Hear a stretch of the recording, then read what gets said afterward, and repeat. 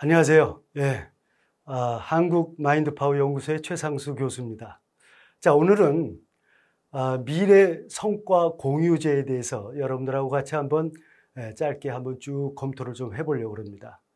자, 요즘에 국가적 차원에서 관심을 갖는 것이 중소기업의 생산성을 좀 높이는 방법 없을까? 좀 어떻게 하면 우리가 좀 더 강력한 강소기업으로서 거듭날 수 있을까? 이런 걸 연구한 결과 사실은 성과 공유제라는 것을 저희들이 이제 검토하게 됐고 실시하게 됐죠. 자, 그러면 간단하게 그 성과 공유제는 어떤 건지 그 개념과 도입과 실천에 대한 문제를 우리가 한번 검토를 해보도록 하겠습니다.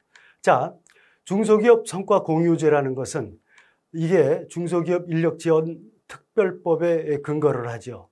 그래서 성과 공유제가 나오게 된 그 배경을 보게 되면 중소기업의 생산성에 여러 가지 그 낮은 점들이 이제 부각이 됐죠. 자, 중소기업의 위상은 우리 그 국가적 차원에서 대단히 중요한 역할을 하는데 생산성은 매우 낮다 하는 거죠.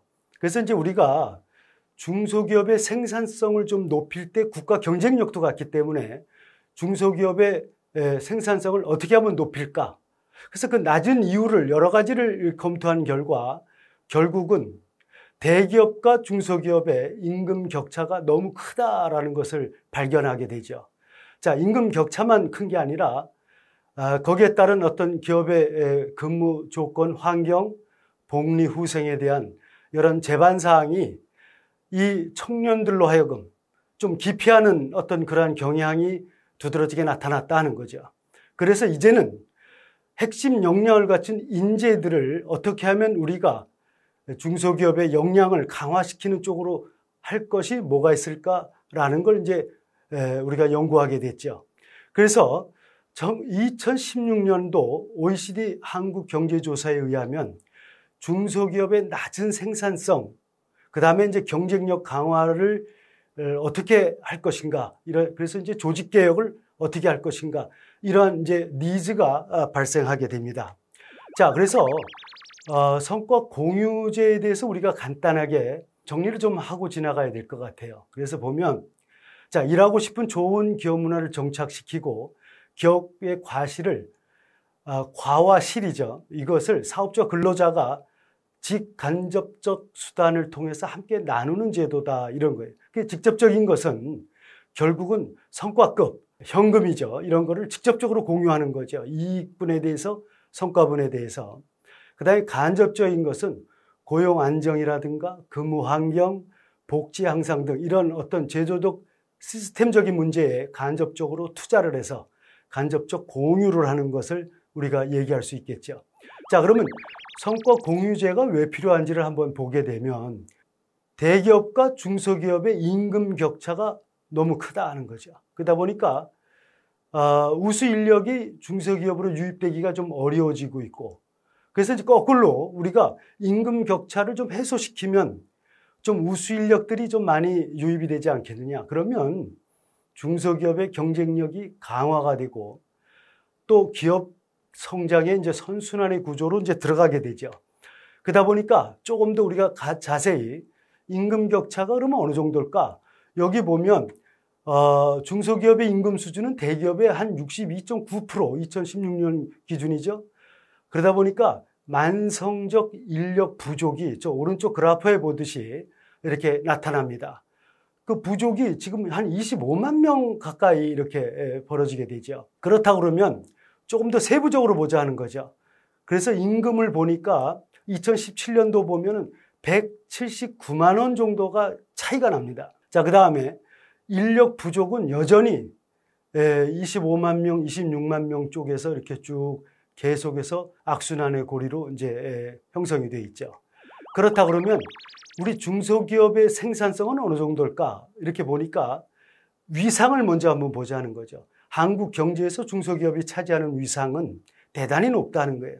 자, 사업체를 중심으로 봤을 때는 중소기업의 99.9%, 이게 우리나라 전체 기업의 99.9%가 중소기업이다라는 거죠. 약 360만 개 정도 이 사업체 업종으로 볼 때 종사자 중심으로 보면 90.2%가 중소기업에 근무하고 있다는 거예요. 그러면 사업체 중심으로는 99.9%, 종사자 중심으로는 90.2%의 이런 비중을 갖고 있는 중소기업들의 생산성은 어떨까? 여기 보면 알겠지만 대기업의 30.5%에 불과하다는 거죠. 이거는 이제 2016년 OECD 경제조사에서 나온 게 됐는데, 또 2014년 제조업의 어떤 노동 생산성 비율을 보니까 OECD 24개국 중 가장 낮은 수위를 보여주고 있다 하는 거예요. 그러면 자, 한국 경제에서 차지하고 있는 중소기업의 어떤 위상에 비례해서 이 생산성은 너무나 낮다는 거죠. 그러다 보니까 생산성이 낮은 이유는 우수 인력들이 대기업 선호도는 높은데 중소기업으로는 좀 기피하는 이런 경향이 나타나더라는 거예요. 그래서 이제 우리는 중소기업의 공유, 성과 공유제라는 것을 이제 도입하게 됩니다. 그래서 어떻게 하면 이걸 선순환으로 돌릴 수 있을까라는 걸 이제 연구하게 됐죠. 그래서 근로자 복지라든가 사업주의 이윤 증대해서 이제 우리는 경제 성장으로 좀 선순환 구조로 가자 하는 거예요. 자, 내일 체험 공제를 도입했다. 우리가 이제 성과 공유제가 한 8가지가 되는데 그 중에 하나가 이제 성과 공유, 직접적 공유라는 게 있고, 그 다음에 또 우리가 많은 기업들이 지금 희망하는 게 내일 체험 공제라는 게 있죠.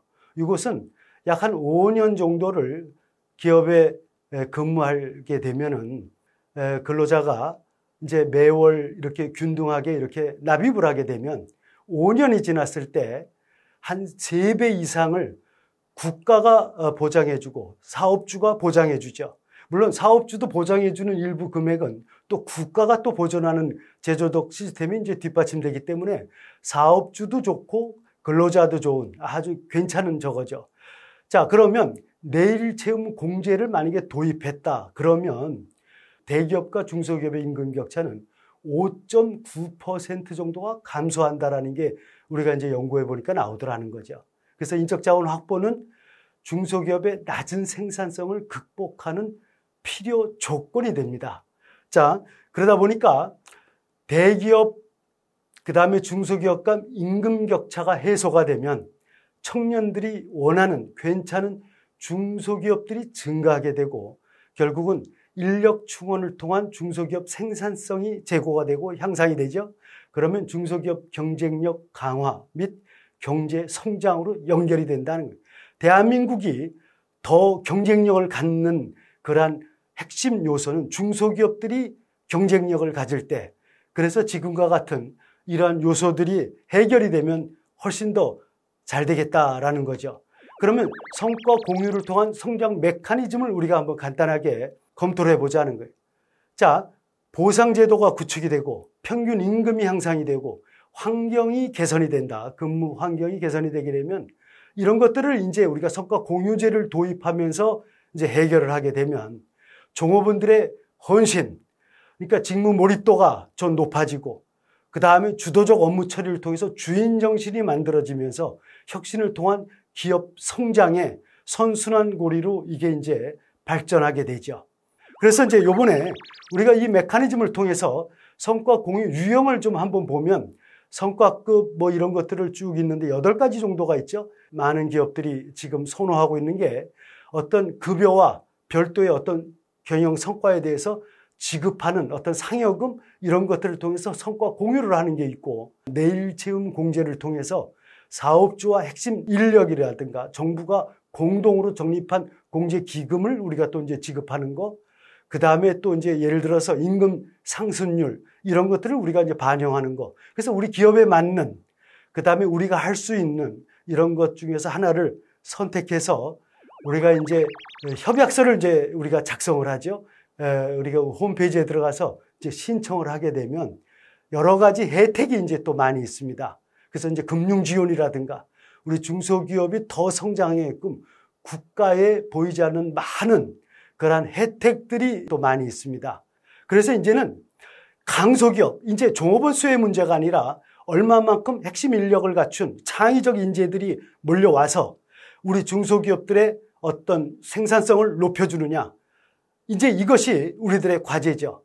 이제 여러분들 이제 요 정도로 우리가 마무리를 짓도록 하겠습니다. 고맙습니다.